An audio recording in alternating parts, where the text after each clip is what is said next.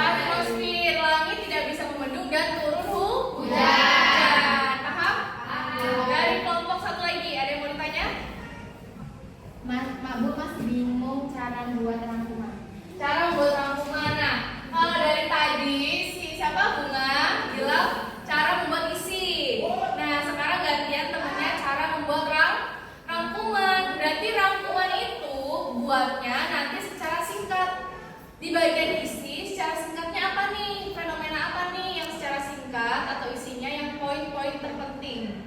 Nah itu bakal jadi rangkuman. Paham? Paham. Sekarang kita gantian ke kelompok 2. Ada yang dipertanyakan? Gimana supaya berita fenomena alam menjadi menarik? Gimana supaya berita fenomena alam menjadi menarik? Nah, kita sebagai pembuat berita, supaya berita menjadi menarik, jadi kita bakal buat beritanya apa ya yang bisa jadi menarik. Misal nih, hujan di pagi hari saat berangkat sekolah, menarik nggak? Menarik. Menarik, tapi kurang menarik kan? Misal nih, hujan badai, ada badainya. Hujan badai saat pagi hari menjelang sekolah, serem apa enggak? Serem. Kalian pasti bakal baca nggak beritanya? Kalau hujan aja pasti kita semua pernah mengalami namanya hujan. Tapi kalau hujan badai pagi hari saat menjelang kita waktu berangkat sekolah, pasti sangat menarik.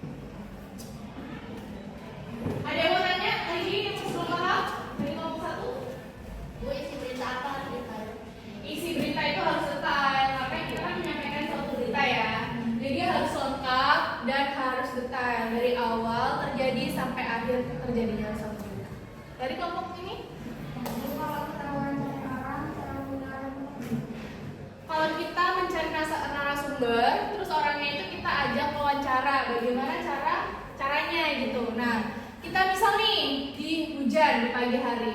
Hujan pagi hari kita waktu sekolah pertama kali siapa yang kita temui? Guru. Berarti yang harus diwawancara? Guru. Nah, cara memilih guru yang bisa diajak wawancara adalah guru yang aktif, yang bisa mengasih dan memberikan informasi secara detail. Pilih gurunya, kalian tanya-tanyain tuh, Bu, tadi pagi Ibu kehujanan nggak berangkat sekolah? Cuacanya apa Bu di rumah Ibu sampai di sekolah? Jam berapa? Ibu baik-baik saja kan sampai di sekolah? Apa ada terjadi yang tidak diinginkan atau seperti kecelakaan atau apa gitu? Nah, itu sama saja kita mewawancarai. Paham?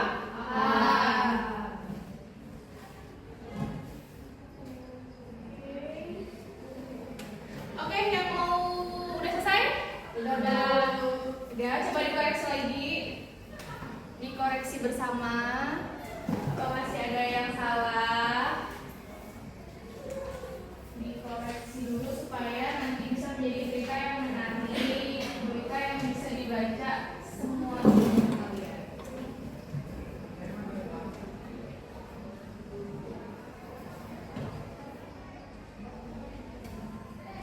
Oke, kita bakal buat kelompoknya itu baca dari kelompok 1 dulu. Tadi temanya apa?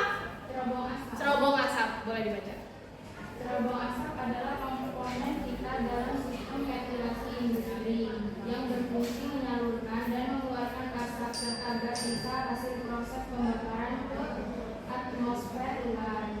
Proses di dalam pabrik seperti pembakaran bahan bakar fosil seperti batu bara atau minyak bumi menghasilkan gas dan partikel halus yang terlepas ke udara. Oleh karena itu, keberadaan cerobong asap sangat penting, terutama di industri.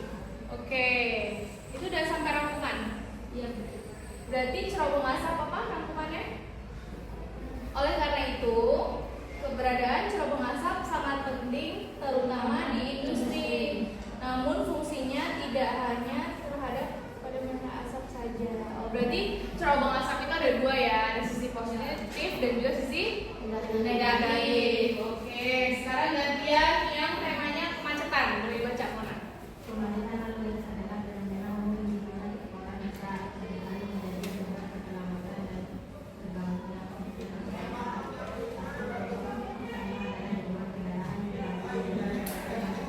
kapasitas jalan yang ada, pertama karena kurang transportasi yang memadai.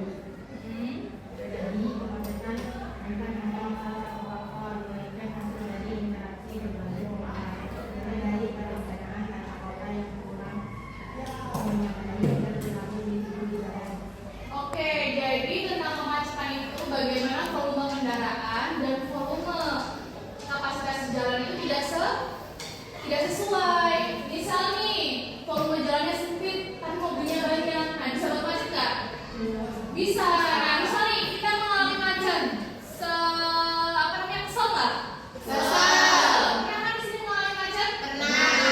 Mengalami menghisap cerobong asap pabrik pernah? Enak apa enggak? Enggak. Jadi sama aja. Nah, cara kita menghindarinya supaya kita tidak terjadi dari kedua faktor berita itu, kita harus hidup sehat dan kita harus menelaah bagaimana caranya kita terhindar dari 2 fenomena tersebut. Dari sini sudah paham semua? Paham. Kelompok 1 sudah paham? Paham. 2 sudah paham ya?